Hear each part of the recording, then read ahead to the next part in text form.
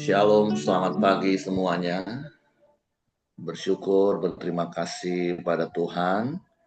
Pada pagi hari ini kita boleh bangun lagi dengan tubuh yang diberkati, dengan kekuatan kesehatan yang baru yang datang daripada Tuhan. Dan kita boleh bersama-sama lagi datang menghampiri takhta kasih karunia Tuhan. Menaikkan pujian, syukur, penyembahan bagi Tuhan. Sebab Dia yang layak dipuji, Dia yang layak disembah. Bapa, kami bersyukur, kami berterima kasih kepadamu pagi hari ini.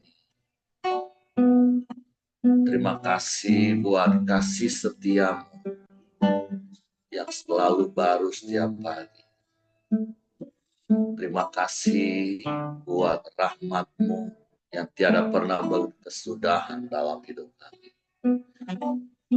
Terima kasih buat hadirat-Mu yang terus melingkupi kami. Terima kasih buat penyertaan dan pemeliharaan-Mu yang sempurna dalam hidup kami. Sungguh kami kagum dan kami terpesona akan Engkau, Tuhan. Karena Engkau begitu indah bagi kami. Engkau begitu mulia bagi kami.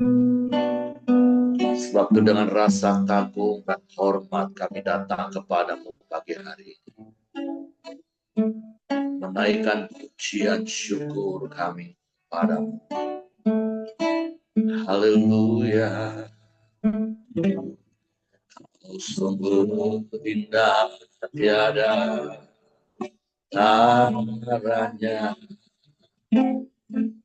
Sungguh menakjubkan. Sungguh ajaib lebih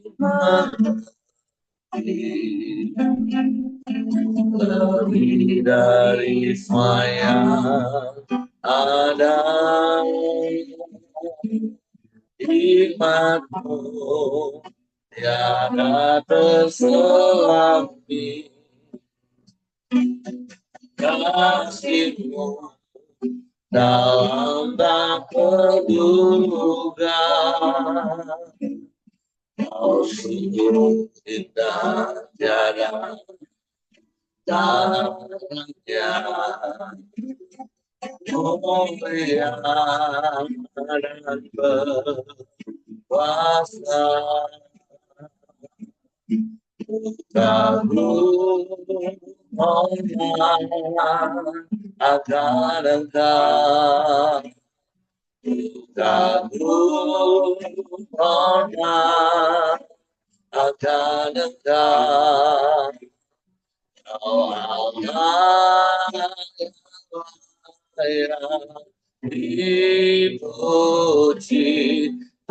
kagum akan Engkau.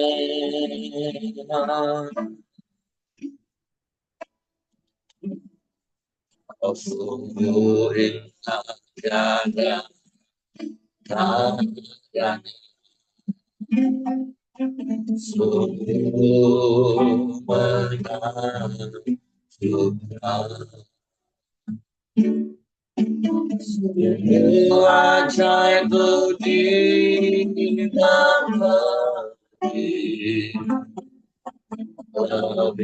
dari semua yang ada.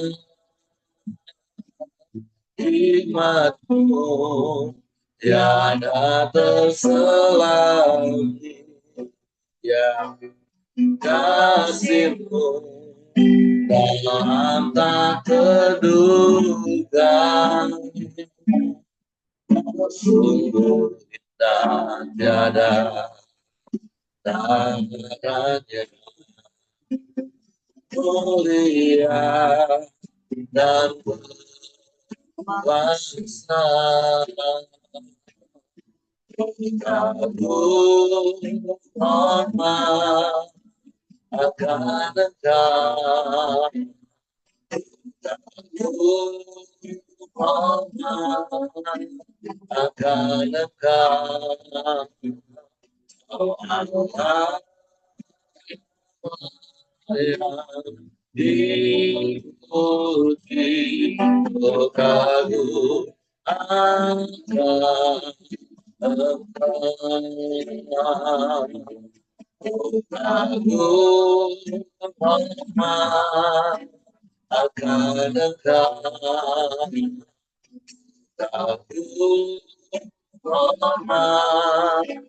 akan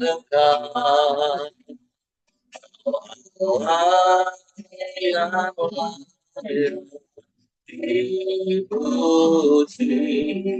kagu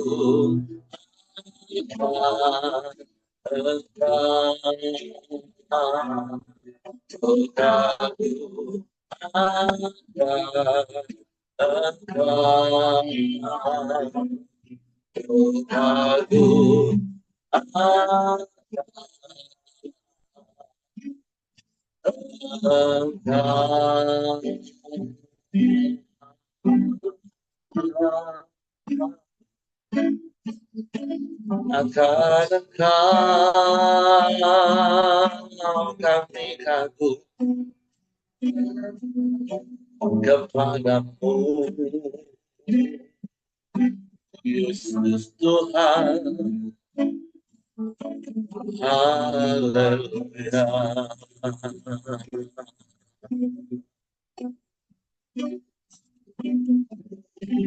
Terpujilah namamu, terpujilah namamu, Yesus Tuhan.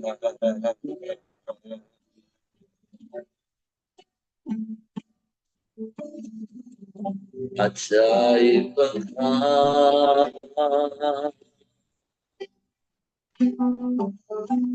ajaib Engkau, ajaib Engkau.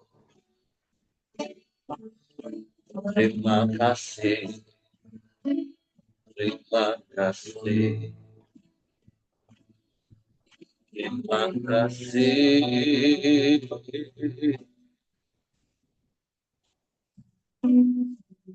Terpujilah namamu, terpujilah namamu. Kau sungguh indah, kau sungguh mulia, kau sungguh agung. Kami kagum akan Engkau, kami hormat akan Engkau Tuhan. Kau yang layak dipuji, Kau yang layak disembah, tinggikan, diagungkan, dimuliakan. Sebab Engkau Allah di atas segala Allah. Engkau Tuhan di atas segala Tuhan. Engkau Raja di atas segala Raja. Hanya Kau satu-satunya dan tidak ada yang lain. Tidak ada yang sama seperti-Mu ya Allah. Kau Bapa yang mulia, Bapa yang setia, Bapa yang ajaib, Bapa yang perkasa. Tiada yang seperti, tiada yang lain, hanya Engkau.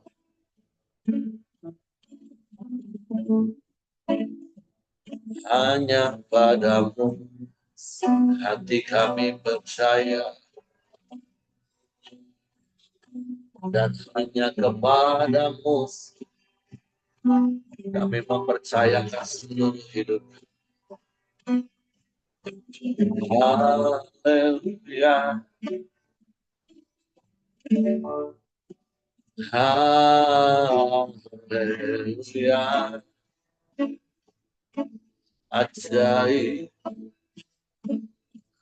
ajaib Engkau, mulialah namamu, Yesus.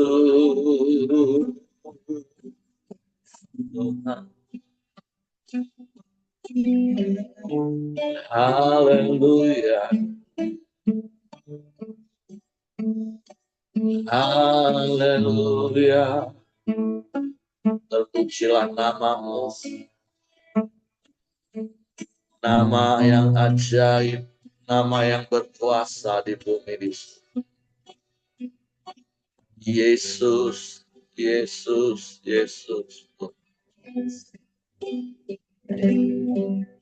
Semua bertekuk lutut, semua menyembah kepadamu. Haleluya, haleluya.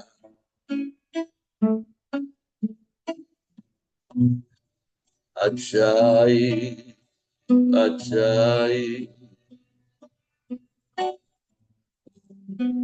Terpujilah namamu, terpujilah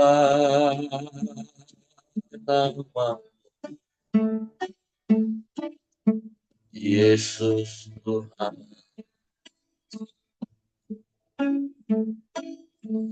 Yesus Tuhan.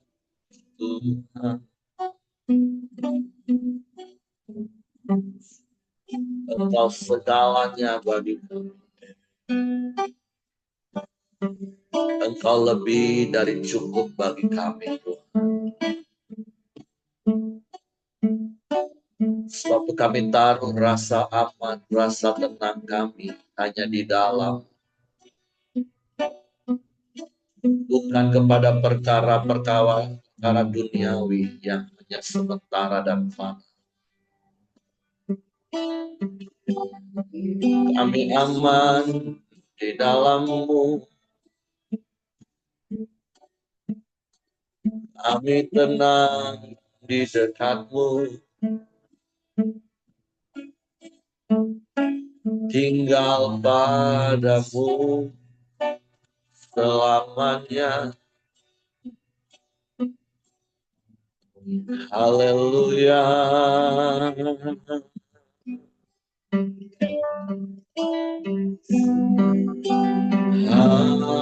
Haleluya. Terpujilah namamu, terpujilah namamu. Terima kasih, terima kasih. Ajaib, ajaib, ajaib, ajaib.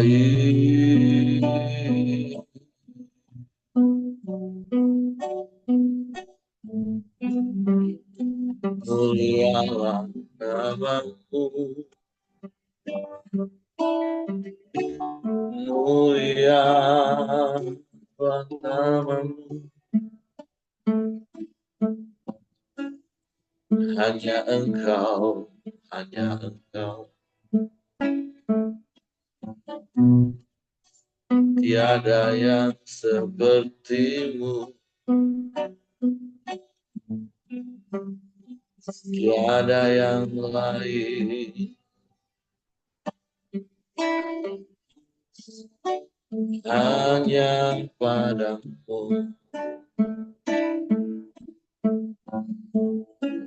hanya padamu, Yesus.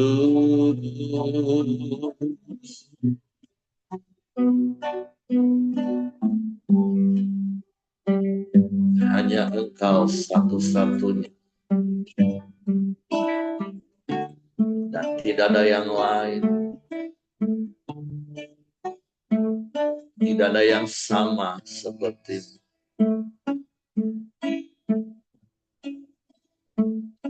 Engkau Tuhan yang berkuasa di bumi di surga. Engkau yang sanggup melakukan segala perkara. Tiada yang sukar bagimu Tuhan. Tiada yang mustahil bagimu ya Allah. Sebab Tuhan hanya kepadamu hati kami percaya. Dan hanya kepadamu kami mempercayakan seluruh hidup kami. Haleluya.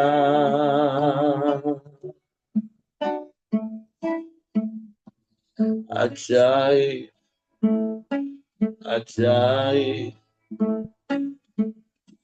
ajaib Engkau.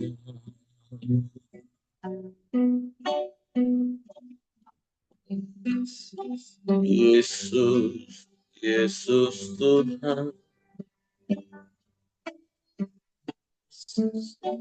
Mulia, mulia,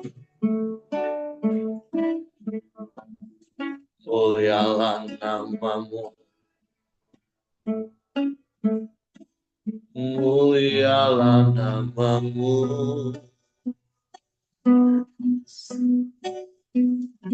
Ya Allah baik, sungguh kau baik, teramat baik, hanya Engkau. Tidak ada yang lain, tidak ada yang sama seperti-Mu.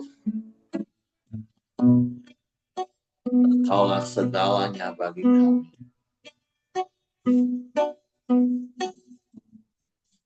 Hati kami percaya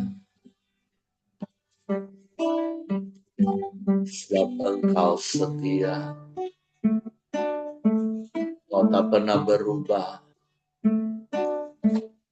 Dulu, sekarang, bahkan sampai selama-lamanya. Kau tetap Allah. Terima kasih. Terpujilah namamu. Terpujilah namamu.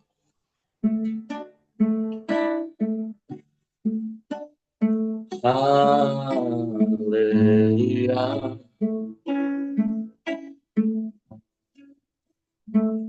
Ajaib, ajaib Engkau. Hanya dekat Engkau, hati kami tenang. Sebab Engkaulah gunung batu keselamatan kami. Engkau perlindungan yang teguh bagi kami. Engkau kota benteng kami. Kepadamu hati kami percaya. Sekalipun bumi bergoncang, gunung beranjak, namun kasih setiamu tak akan pergi dari hidup kami, Tuhan. Kami bersyukur. Kami bersyukur. Memuji menyembahmu.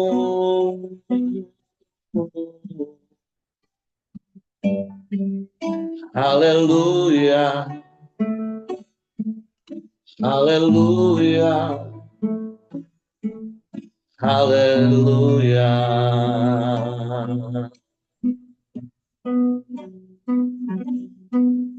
Ajaib.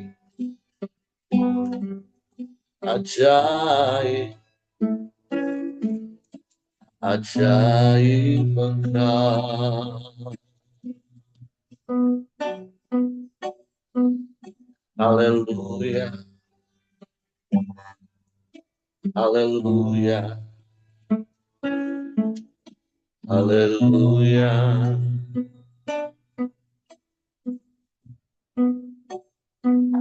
Terima kasih, terima kasih.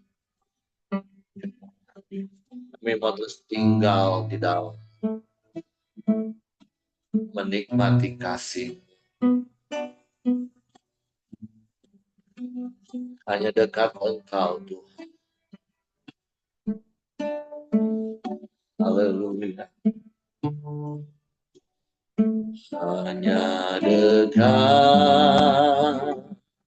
Allahku, rasa tenang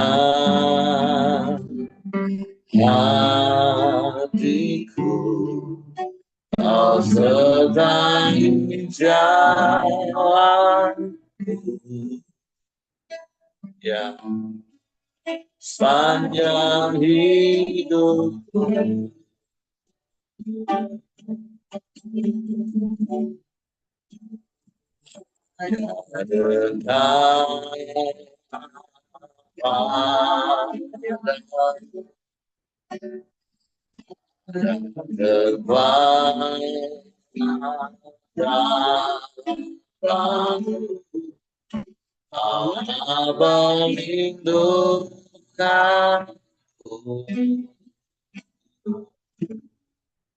Keselamatanku,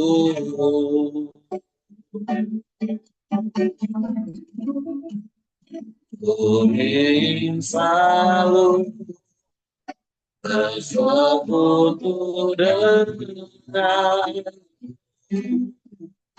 menikmati hadiratmu, biarlah rohmu di dalam hidup. Sungguh indah bersamamu selamanya.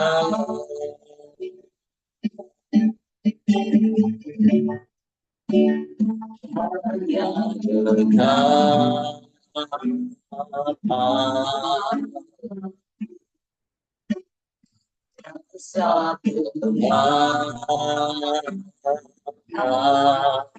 hatiku, kau sedang jalan sampai hidup.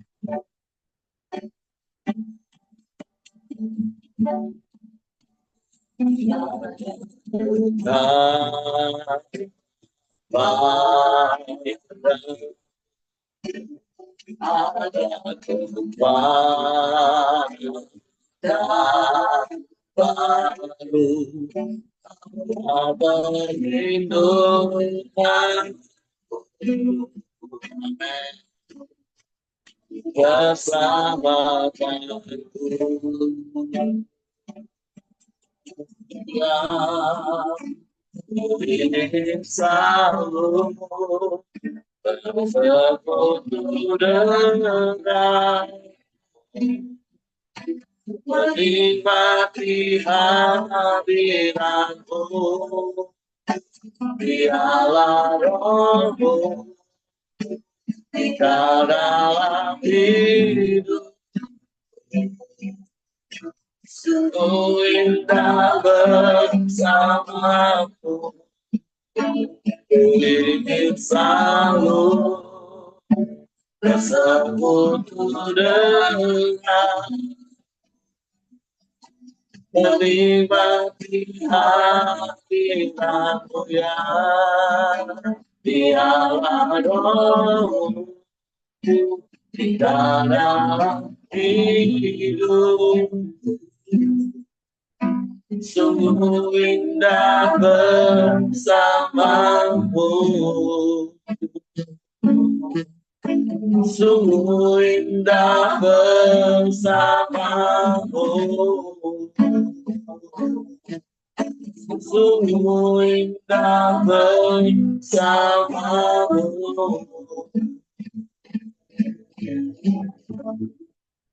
selamanya.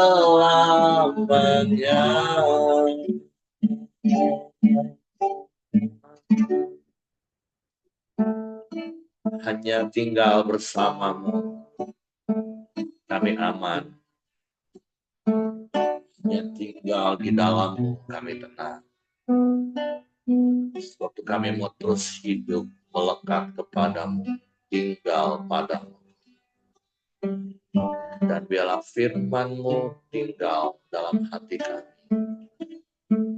Dan kami tahu kebenaran, dan kebenaran itu memerdekakan. Biarlah firman-Mu yang menggerakkan hidup kami. Firman-Mu yang menguasai dan mengendalikan. Sehingga kami hidup berpadanan dan selaras dengan firman. Suatu pagi hari ini kami buka hati kami lagi hanya untuk firman. Roh Kudus, tolong kami untuk mengerti dan memahami firman. Sehingga kami percaya akan firman dan kami melakukannya dalam hidup. Dalam nama Yesus, kami sambut firman. Haleluya, haleluya. Amin.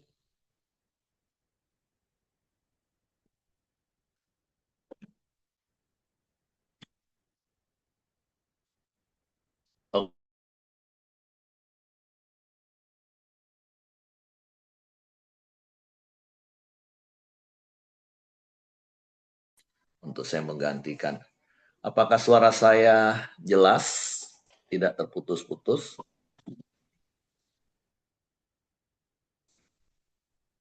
Jelas Pak Eri. Oke, terima kasih Bu Nova. Ya, hari ini kita masuk di surat Rasul Paulus kepada jemaat Korintus yang pertama di pasalnya yang ke-11. Di ayat yang pertama, Paulus berkata, "Jadilah pengikutku, sama seperti aku juga menjadi pengikut Kristus." Dan tentu sebenarnya ini kan bukan ungkapan yang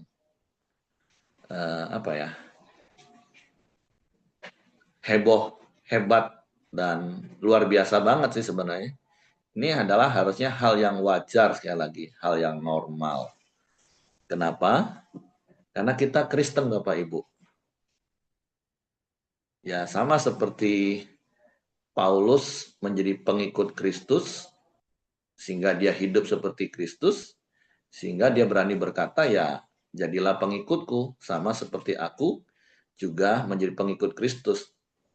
Jadi hal yang pertama yang kita bisa pahami, ini Paulus juga sedang mengajar bahwa pusat hidup kita itu adalah Kristus. Jadi tidak ada kesan sombong sama sekali. Jadi bagi setiap kita, ya kita harus berani juga berkata seperti ini, dan itu bukan hal yang sombong, sekali lagi Bapak Ibu. Karena dari ungkapan kalimat ini kan jelas, jadilah pengikutku sama seperti aku juga menjadi pengikut Kristus. Pusatnya, sentralnya, ya tetap Kristus. Apalagi kita menyandang gelar, kalau saya boleh pakai istilah itu, Kristen, yaitu pengikut Kristus. Ya memang kita pengikut Kristus. Nah, pertanyaan perenungannya adalah, apakah kita memang benar-benar pengikut Kristus? Nah, itu dulu yang perlu kita renungkan. Dan berkali-kali saya katakan Kristen artinya pengikut Kristus, atau terjemahan sederhananya peniru. Jadi kita meniru apa yang Yesus lakukan. Makanya pesan terakhir Yesus sebelum naik ke surga, di kalimat terakhirnya sebelum bicara tentang penyertaannya sampai akhir zaman, Yesus ajarkan, berkata, ajarkanlah mereka melakukan segala sesuatu yang telah kuajarkan kepadamu. Jadi kata kunci dari kalimat di Matius 28 ayat 20a itu bukan mengajar, tapi melakukan. Karena ajarlah mereka untuk melakukan Jadi bukan bicara mengajar seperti di kelas seperti saya sekarang sedang mengajar. Tapi bagaimana kita mengajar orang-orang yang ada bersama dengan kita untuk melakukan apa yang Yesus lakukan. Dan kalau bicara tentang mengajar orang melakukan sesuatu, ya hal yang paling mudah untuk kita terapkan adalah kita jadi teladan. Ketika kita seperti gini loh, kalau sabar tuh ya seperti aku ngadepin istri, respon aku seperti ini. Nah, kamu lakukan sama ya seperti itu ya. Nah, seperti itu yang Yesus katakan. Nah, kalimat yang kita baca di 1 Korintus 11 ayat 1 ya seperti itu sebenarnya. Jadilah pengikut aku seperti apa yang aku lakukan karena aku melakukan apa yang Yesus lakukan. Dan doa dan harapan saya dan tentunya kita semua, kita bisa ada di titik itu dalam kekristenan. Sekali lagi sempurna enggak juga Bapak Ibu. Paulus juga enggak sempurna. Tidak ada satupun tokoh Alkitab yang sempurna. Karena ini tidak sedang bicara tentang kesempurnaan. Karena kesempurnaan itu hanya milik Tuhan. Jadi bagian kita adalah ayo benar-benar hidup kita itu meniru apa yang Yesus lakukan. Bahkan di surat Yohanes, kalau nggak salah ya Bapak Ibu ya, di situ dikatakan kalau kita menamakan diri kita orang percaya, kita wajib hidup sama seperti Yesus telah hidup. Jadi ditekankan memang wajib. Ya namanya saja peniru. Nah kalau kita ngomong kita peniru tapi kita nggak melakukan hal yang sama dengan orang yang kita tiru, itu bukan peniru namanya Bapak Ibu. Nah kan janggal kalau kita ngomong kita peniru Kristus, peniru Yesus, tapi terus kita nggak melakukan sama seperti apa yang Yesus lakukan. Nah itu lucu banget. Dan itu nggak boleh terjadi. Karena bagaimanapun juga label Kristen itu sudah nempel di hidup kita. Orang menilai kita, tahu kita sebagai orang Kristen. Nah, jadi mari Bapak Ibu semakin kita memahami secara sederhana, kita memahami iya ya, aku ini Kristen, aku ini peniru Kristus. Jadi kalaupun kita berani mengungkapkan ya tentu bukan secara umum mungkin, tapi hanya kepada orang-orang yang memang kita muridkan khususnya. Seperti apa yang minggu lalu Pak Ayam juga ingatkan tuh kita kembali ayo dalam proses pemuritan terus menerus umur hidup. Ya kita harus belajar berani untuk ngomong, yuk kamu lakukan juga ya seperti yang kami lakukan. Karena memang itulah pemuritan. Kembali ke Matius 28 ayat 19-20, jadikanlah semua bangsa muridku. Baptislah mereka dalam nama Bapa, Anak, dan Roh Kudus, dan ajarlah mereka melakukan segala sesuatu yang telah kuajarkan. Nah, tentu kata yang telah kuajarkan itu ya karena Yesus memberi teladan selama 3,5 tahun. Bagaimana harus berlaku, bagaimana harus berkata-kata, bagaimana harus bertindak.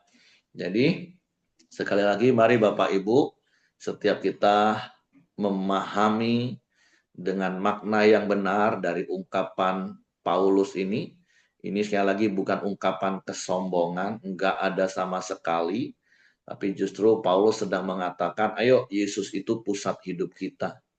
Dan aku belajar untuk melakukan apa yang Yesus lakukan, dan kalian juga harus lakukan seperti apa yang aku lakukan.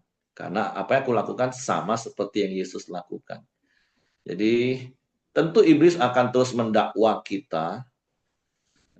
Makanya sekali lagi, kenapa saya selalu mengingatkan untuk memaknai baptisan air, yaitu mati bersama Kristus, dikubur bersama Kristus, dan bangkit bersama Kristus dari hari ke hari. Ayat yang Yesus katakan, kalau kalian mau ikut aku, ya harus pikul salib dan sangkal diri setiap hari. Karena itu yang harus kita lakukan setiap hari, Bapak Ibu. Ingat karya salib, bahwa kita ini sudah mati bersama Kristus, dikubur bersama Kristus, dan kita menjadi ciptaan baru di dalam Kristus. Dan kemudian ya kita terus menyangkal diri.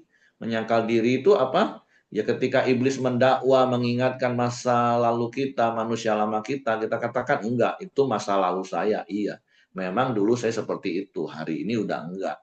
Nah, harus dengan yakin Bapak Ibu, ini sebuah proses yang menjadi progres setiap hari dalam hidup kita.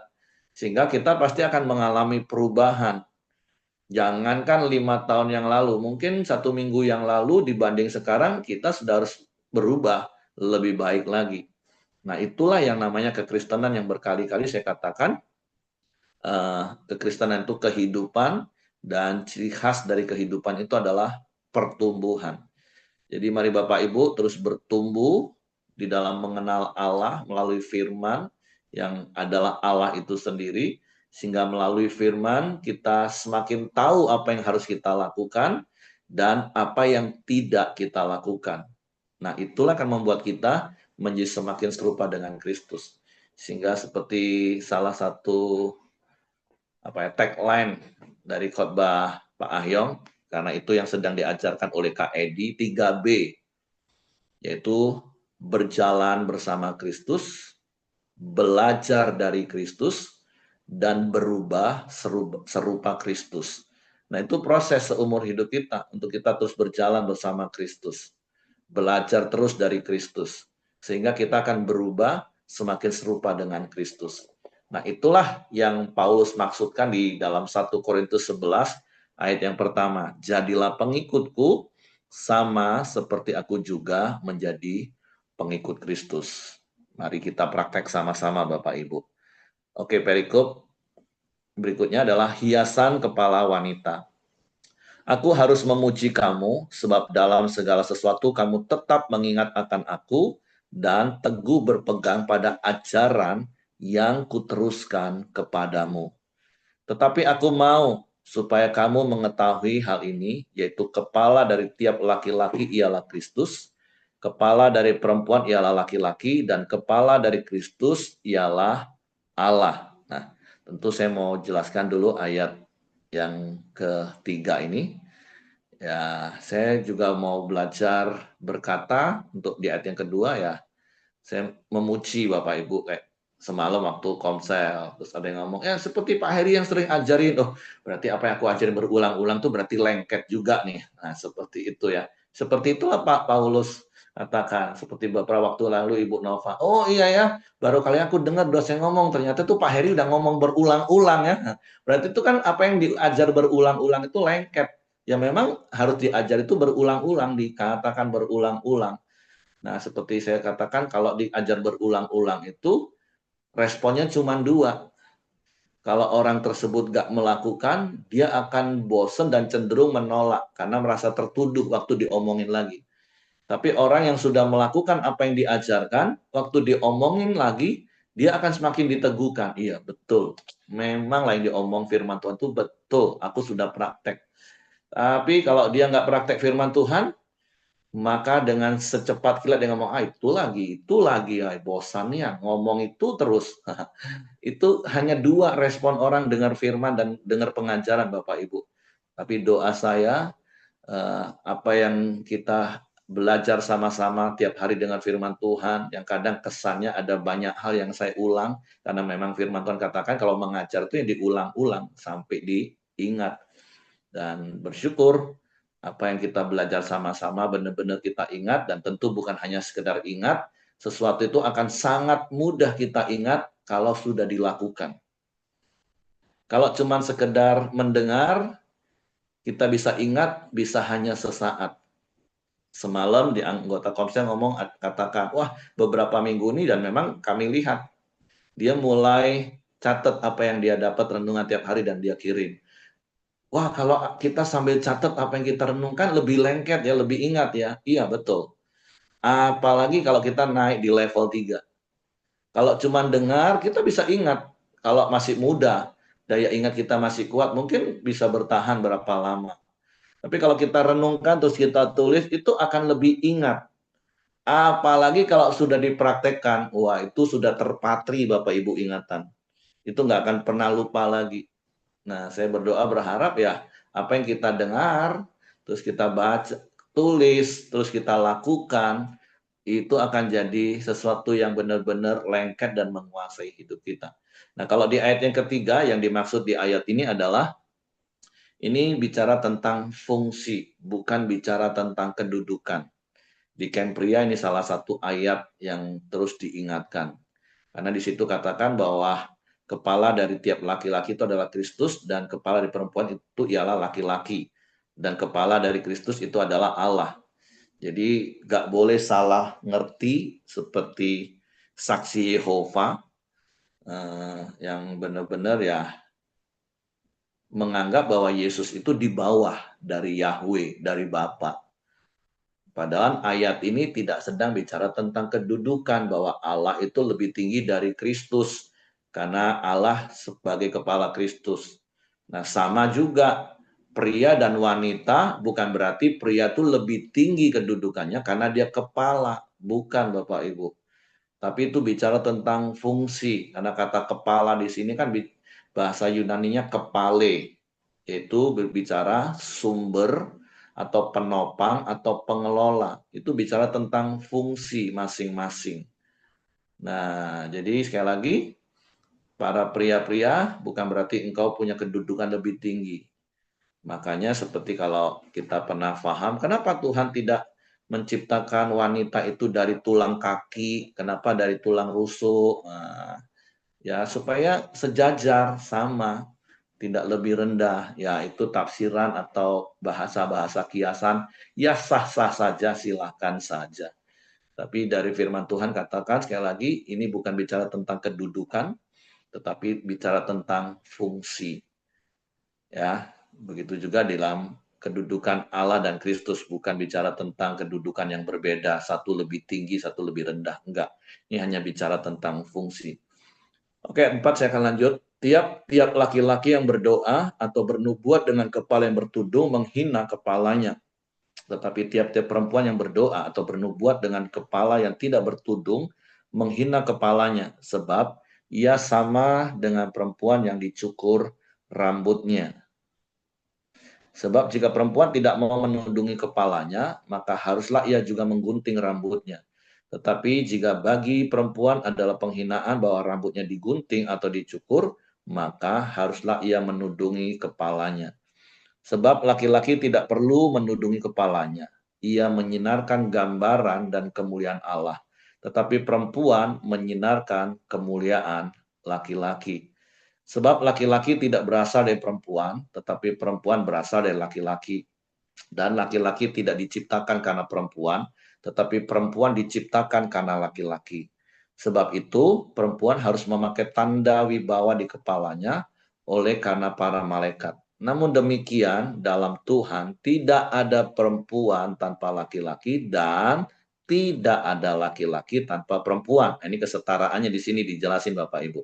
Sebab sama seperti perempuan berasal dari laki-laki, demikian pula laki-laki dilahirkan oleh perempuan. Dan segala sesuatu berasal dari Allah. Pertimbangkanlah sendiri, patutkah perempuan berdoa kepada Allah dengan kepala yang tidak bertudung? Bukankah alam sendiri menyatakan kepadamu bahwa adalah kehinaan bagi laki-laki jika ia berambut panjang, tetapi bahwa adalah kehormatan bagi perempuan jika ia berambut panjang, sebab rambut diberikan kepada perempuan untuk menjadi penudung. Tapi jika ada orang yang mau membantah, kami maupun jemaat-jemaat Allah tidak mempunyai kebiasaan yang demikian. Nah, sebenarnya kata kuncinya kan di ayat yang ke-16. Nah, Paulus kan memang mengajarkan kenapa perempuan harus bertudung. Ya karena itu tadi, kepala perempuan itu kan pria yang ya tidak sempurna. Beda dengan pria yang kepalanya harusnya Kristus yang sempurna, yang sudah memancarkan, yang pancarannya nggak perlu ditudungin, justru harusnya ditunjukkan. Nah, tapi karena perempuan kepalanya hanya seorang pria model seperti ini, ya itu kan sebuah hal yang kiasan-kiasan yang Paulus berikan. Tapi apakah hal itu bisa jadi perbantahan, kenapa harus begini, kenapa harus begitu? Nah, makanya Paulus kunci. Tapi jika ada orang yang mau membantah, kami maupun jemaat-jemaat Allah tidak mempunyai kebiasaan yang demikian. Gak usah berbantah-bantahan Bapak Ibu. Nah, itu yang jauh lebih penting. Jadi ada pemahaman Yang saya tahu dulu ada satu gereja juga sih, kalau nggak salah, yang digembalakan oleh Pak Ade Manuhutu ya. Jemaatnya ya kalau beribadah ya wanitanya juga pakai tudung. Ya nggak salah, memang Paulus juga ajarkan seperti itu. Karena itu kan budaya. Nah, bukan apa ya, bukan identitas agama. Nah, tapi dalam hal ini tudung ya Paulus ajarkan itu sebagai hal yang harus dilakukan seperti itu. Tapi sekali lagi poin pentingnya ya jangan berbantah-bantahan Bapak Ibu. Nah, perikop yang berikutnya adalah kebiasaan-kebiasaan yang salah dalam perjamuan malam. Nanti kalau perikop yang pertama mungkin Bapak Ibu pernah dengar pengajaran yang lain, ya nggak apa-apa, saling menginspirasi, saling memberi Bapak Ibu ya. Yang penting jangan jadi perdebatan. Yang satu ngomong harus pakai tudung, yang satu ngomong, sekarang nggak lagi lah. Karena kan kita memancarkan kemuliaan Kristus sama. Ya sudah, intinya jangan berdebat. Kebiasaan-kebiasaan yang salah dalam perjamuan malam. Dalam peraturan-peraturan yang berikut, aku tidak dapat memuji kamu. Nah, inilah sebagai pribadi, saya terus belajar juga Bapak Ibu. Untuk belajar berani berkata iya di atas iya, tidak di atas tidak. Itu maksudnya begini, kalau memang seperti di ayat yang kedua tadi kan Paulus terang-terangan memuji. Nah, tapi untuk tidak memuji, nah itu kebanyakan orang itu akan susah, apalagi orang stabil, model seperti saya. Beda dengan orang yang dominan. Paulus memang orang dominan kan, berani langsung ngomong. Nah, ketika ada yang bagus, untuk memuji gampang. Tapi untuk memberitahu kamu salah, wah itu kan bukan perkara yang mudah. Tapi kan kita harus belajar secara seimbang, Bapak Ibu. Kalau memang benar, ya puji. Kalau nggak benar, ya tegur. Nah, kan di perikop pertama, Paulus puji. Tapi begitu masuk perikop yang kedua, dalam peraturan-peraturan berikut, aku tidak dapat memuji kamu. Sebab apa? Sebab pertemuan-pertemuanmu tidak mendatangkan kebaikan, tetapi mendatangkan keburukan. Ya, sebagai bapak, ya memang harus belajar berani tegur. Jangan sungkan. Walaupun tentu seperti yang Pak Ahyong khotbahkan minggu lalu ya, dalam posisi sebagai anak, kalau ditegur ya jangan baper. Nah, seperti itu. Nah, memang harus mendapatkan hubungan yang benar-benar antara bapak dan anak, mendapatkan hati. Semalam kami juga banyak bahas di Komsel tentang ya nggak ada orang tua yang jahat sih sebenarnya. Apapun yang disampaikan orang tua itu kan karena sayang dan karena mengasihi. Tapi mungkin dari sudut pandang anak itu dianggap marah, dianggap cerewet, dianggap ngomel terus. Nah, tapi balik-balik itu tadi, dalam posisi sebagai bapak ya Paulus bisa memuji, tapi juga bisa berkata, dalam hal ini aku nggak bisa memuji kamu, bahkan aku bisa menegur dengan tegas. Apa yang terjadi di Korintus? Sebab pertama-tama aku mendengar bahwa apabila kamu berkumpul sebagai jemaat, ada perpecahan di antara kamu. Itu yang sudah kita bahas ya. Dan hal itu sedikit banyak aku percaya. Tentang kelompok Apolos, kelompok Kefas, kelompok Yesus, kelompok Paulus. Nah, sebab di antara kamu harus ada perpecahan supaya nanti siapa di antara kamu yang tahan uji. Nah, ini kan tegas nih ngomong. Oke, memang ada perpecahan itu udah pasti. Bahkan kalau Bapak Ibu baca di surat 1 Yohanes nanti kita ketemu Bapak Ibu, antikris itu kan memang dari antara kita, tapi tidak termasuk kita. Itu kalimat di surat 1 Yohanes.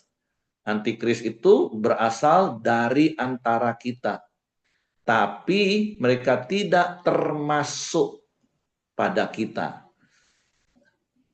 Jadi ya perpecahan itu yang akan menunjukkan, ya sama seperti yang Yesus pernah ngomong Bapak Ibu, ketika seorang penabur benih gandum, dia tabur, tapi waktu malam hari iblis menabur benih lalang. Ketika bertumbuh bersama-sama, kan kelihatan nih, walaupun mirip banget. Dan ketika Orang ngomong, kalau gitu dicabut lah. Yesus ngomong, nggak usah dicabut. Biarin aja. Mereka mungkin tetap di dalam satu ladang, tapi akan semakin mencolok dan semakin kelihatan nanti pada ujungnya. Kapan? Waktu benih gandum itu mulai berbulir dan menghasilkan buah, dan lalang itu ya akan tetap cuma daun doang. Nah, nanti waktu panen akhir zaman, tinggal dicabut semua, baru dipisahkan. Nah, jadi kalaupun ada perpecahan ya Paulus katakan it's okay, normal.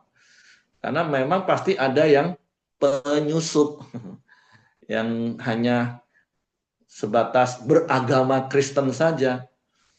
Makanya banyak yang dipanggil, sedikit yang dipilih. Nanti di hari terakhir ada banyak pemisahan. Tapi ingat Bapak Ibu ya, ini bukan berarti terus kita mulai lihat-lihat siapa nih yang lalang, siapa yang gandum. Nggak usah Bapak Ibu. Fokus aja dengan diri kita. Kita ini gandum atau lalang. Itu yang perlu kita perhatikan. Dan buktikan kalau kita gandum ya hidup kita menghasilkan buah. Jadi ayat ini bukan berarti terus mulai lihat di antara jemaat, ini siapa yang sungguh-sungguh, siapa yang enggak, bukan gitu maksud Paulus Bapak Ibu. Tapi mari fokus dan saya berdoa setiap kita ini adalah gandum, bukan lalang. Jadi ya ini maksud yang Paulus katakan, ya kalau ada perpecahan ya sudah nggak apa-apa. Supaya nanti teruji sih siapa yang gandum, siapa yang lalang. Kalau di sini Paulus menggunakan kata siapa yang tahan uji. Oke, secara cepat Bapak Ibu ya. Apabila kamu berkumpul, kamu bukanlah berkumpul untuk makan perjamuan Tuhan, sebab pada perjamuan itu tiap-tiap orang memakan dahulu makanannya sendiri, sehingga yang seorang lapar dan yang lain mabuk. Apabila kamu tidak mempunyai rumah, apakah kamu tidak mempunyai rumah sendiri untuk makan dan minum? Atau maukah kamu menghinakan jemaat Allah dan memalukan orang-orang yang tidak mempunyai apa-apa? Apakah yang kukatakan kepada kamu, memuji kamu? Dalam hal ini aku tidak memuji. Jadi itu kebiasaan budaya yang nggak baik, yang nggak benar, yang dilihat Paulus. Kalau kumpul nggak mau tunggu yang lain, wah pokoknya makan sepuasnya duluan, nanti yang lain nggak kebagian sampai kelaparan. Paulus katakan kalau mau gitu, memang kamu lapar banget, ya waktu di rumah lah makanlah sendiri. Nanti waktu pertemuan ya benar-benar fellowship, makan secukupnya, semua dapat. Nah itu budaya yang harus dipraktek. Sebab apa yang telah kutuliskan kepadamu telah kuterima dari Tuhan, yaitu bahwa Tuhan Yesus pada malam waktu ia diserahkan mengambil roti, dan sesudah itu ia mengucap syukur atasnya, ia memecah-mecahkan berkata, inilah tubuhku yang diserahkan bagi kamu, perbuatlah ini menjadi peringatan akan aku.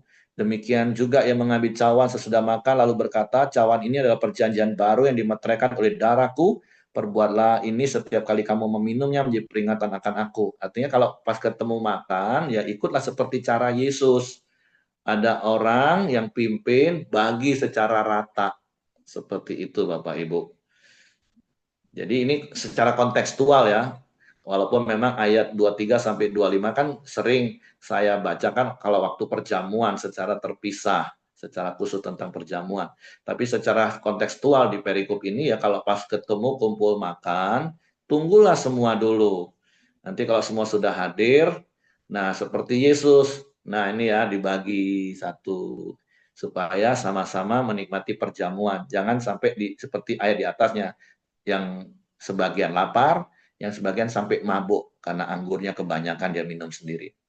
Sebab setiap kali kamu makan roti ini dan minum cawan ini, kamu memberitakan kematian Tuhan sampai ia datang. Jadi barang siapa dengan cara yang tidak layak makan roti atau minum cawan Tuhan, ia berdosa terhadap tubuh dan darah Tuhan. Karena itu hendaklah tiap-tiap orang menguji dirinya sendiri dan baru sesudah itu ia makan roti dan minum dari cawan itu. Karena barang siapa makan dan minum tanpa mengakui tubuh Tuhan, ia mendatangkan hukuman atas dirinya. Sebab itu, banyak di antara kamu yang lemah dan sakit dan tidak sedikit yang meninggal. Kalau kita menguji diri kita sendiri, hukuman tidak menimpa kita. Tetapi kalau kita menerima hukuman dari Tuhan, kita dididik supaya kita tidak akan dihukum bersama-sama dengan dunia. Karena itu saudara-saudara, jika kamu berkumpul untuk makan, nantikanlah olehmu seorang akan yang lain. Kalau ada orang yang lapar, baiklah ia makan dahulu di rumahnya, supaya jangan kamu berkumpul untuk dihukum. Hal-hal yang lain akan kuatur kalau aku datang. Ya bayangin Bapak Ibu, sampai budaya cara makan aja diatur. Supaya kita ini belajar menguasai diri. Lapar ya oke lapar. Tapi jangan aji mumpung begitu ketemu, wow makan sepuasnya nggak ingat yang lain. Ya, ini secara kontekstualnya ya Bapak Ibu ya. Nah, dan itu budaya yang salah yang didengar oleh Paulus tentang jemaat Korintus. Nah, tapi saya percaya sih kita udah jauh banget lah level makanan sampai berebut ya. Walaupun kalau lagi acara panitia kadang was-was nih, cukup nggak makanannya, cukup nggak ya makanannya. Nah, harus diingetin Bapak Ibu, jangan tersinggung ya kalau nanti ada di meja makanan ada yang sendokin. Supaya apa? Supaya semua kebagian, nggak apa-apa. Nah, itu budaya keluarga yang boleh. Jadi jangan, ini makan disendokin, daging dijatahin siko. Ah, nggak boleh seperti itu Bapak Ibu ya kalau ada pesta. Ya memang seperti itulah budaya yang Paulus ajarin loh ini. Tunggu ada satu yang bagi-bagi seperti itu ya.